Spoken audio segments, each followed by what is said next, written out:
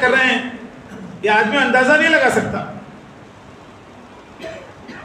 فلسطینی پر ظلم ہو رہا، ساری میڈیا بتا رہی ہے، سب عرب ممالک والے دیکھ رہے ہیں، پھر بھی ان کے اندر احساس پیدا نہیں ہو رہا کہ ہم فلسطین کے حق میں مدد کریں، اسرائیل کی مخالفت میں کھڑے ہو جائیں ملک. لیکن عزیز بھائیو، دین پر چلنے پر جو حالات آتے ہیں، وہ حالات میں بندہ جب ایمان پر استقامت سے کھڑے ہو جاتا ہے، پھر اللہ اس کی حفاظت فرماتے ہیں. اللہ اس کی حفاظت فرماتے ہیں. وہ مناظر فلسطین کے دیکھ نہیں سکتے آنکھوں سے، ہم وہ ویڈیو نہیں دیکھ سکتے فلسطین کے حادثے کے، ان کی مصیبتوں کے حالات نہیں دیکھ سکتے، سن نہیں سکتے ہم. ایسے حالات سے وہی کلمے والے، ایمان والے، وہ بچے، بڑے، نوجوان، عورتیں، وہ قربانی دے کر زندگی گزار رہے ہیں. سارے مسلم ممالک کے لیے ایک نمونہ ہے وہ ایمان والے، وہ صحابیات کی زندگی پر اپنے حالات کو گزار رہے ہیں. کسی سے نہیں مانگ رہے. ایک معصوم بچہ بھی کہہ رہا ہے ہم کسی ملک سے مدد نہیں مانگیں گے، اللہ زندہ جاوید، اللہ سے مدد مانگیں گے. بچہ کہہ رہا ہے، چھوٹا بچہ. اللہ زندہ ہے، اللہ مدد کرنے والا ہے. یہ حالات ہے، یہ امتحان ہے ہمارے ساتھ میں. اللہ اگر اسی میں ہماری شہادت ہو جائے، کوئی بھی کامیاب ہو گیا. ہمیں کسی اور کے سامنے ہاتھ پھیلانے سے بچ گئے، ہم تو اللہ ہی کے سامنے ہاتھ پھیلائیں گے. معصوم بچے کہہ رہے ہیں. لیکن وہاں کے مستورات اتنے زبردست قوت والے، اتنے پردے کے حیادار، جس کی انتہا نہیں.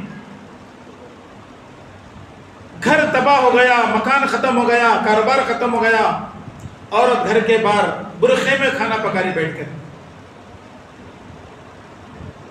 گھر کا سایہ سر پہ نکل گیا، لیکن سر پہ سے پردہ نہیں گیا ان کا. یہ ہے وہاں کی تاریخ. عورتوں میں برقعے کے ساتھ اپنی زندگی گزار رہے ہیں. وہی بات نہیں سایہ نکل جائے سر پہ سے، لیکن سر پہ سے مستورات کا دوپٹہ نہ اٹھے.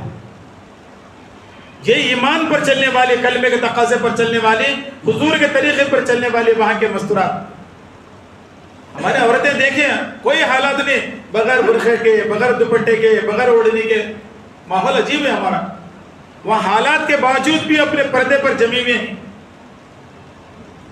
حیادار زندگی گزار رہے ہیں، پردے کی زندگی گزار رہے ہیں، پاک دامانی کی زندگی گزار رہے ہیں، اللہ کے ذات پر توکل کرتے زندگی گزار رہے ہیں. تو ہمارے لیے ایک تعلق ہے فلسطین سے، بیت المقدس سے ہمارا یہ تعلق ہے. وہ ہمارا ایمان والوں کا قبلہ اول ہے. وہ ہمارا ایمان ہے، ہمارا ایمان. وہاں کے لیے جتنی دعائیں کریں ہمارا کم ہے. ہمارا حق ہے وہ یاد کرے، ان کا تذکرہ کرے، ان کے لیے دعائیں کریں، ان کے لیے ہمدردی کے الفاظ بولیں.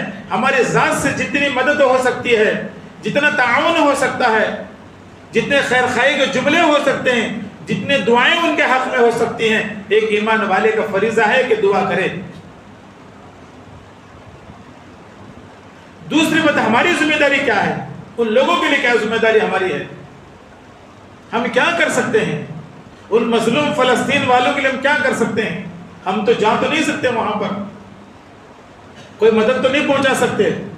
ہم اپنے مقام پہ رہ کر ان کے لیے دعا کر سکتے ہیں، اللہ کی مدد کے لیے دعا کر سکتے ہیں. کلمے کا تعلق ہے، المسلم اخو المسلم.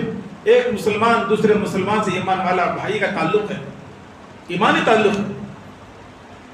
ہمیں ان کے لیے اللہ سے مدد کے لیے دعا کر سکتے ہیں، استقامت کے لیے دعا کر سکتے ہیں، ان کے لیے اللہ کی غیبی مدد کے لیے دعا کر سکتے ہیں. ان کے شانہ بشانہ دعاؤں میں اللہ ان کی غیبی مدد فرمائے دعا کر سکتے ہیں. اپنے دعاؤں میں خصوصی طور پر دعا کا اہتمام کر سکتے ہیں. یہ ہم کر سکتے ہیں، اس لیے کہ ہمارا قبلہ اول ہے. وہ کلمے والے بھائی ہیں. انسانیت ناطے بھی اور کلمے کے بنسبت کلمے کے ناطے بھی ہم ان کے لیے دعا میں اپنا حصہ رکھ سکتے ہیں. ہماری ذمہ داری بھی ہے. ایک انسانی تقاضا ہمدردی، دوسرا کلمے کا تقاضا. دونوں چیزیں ہمارے ساتھ ہیں.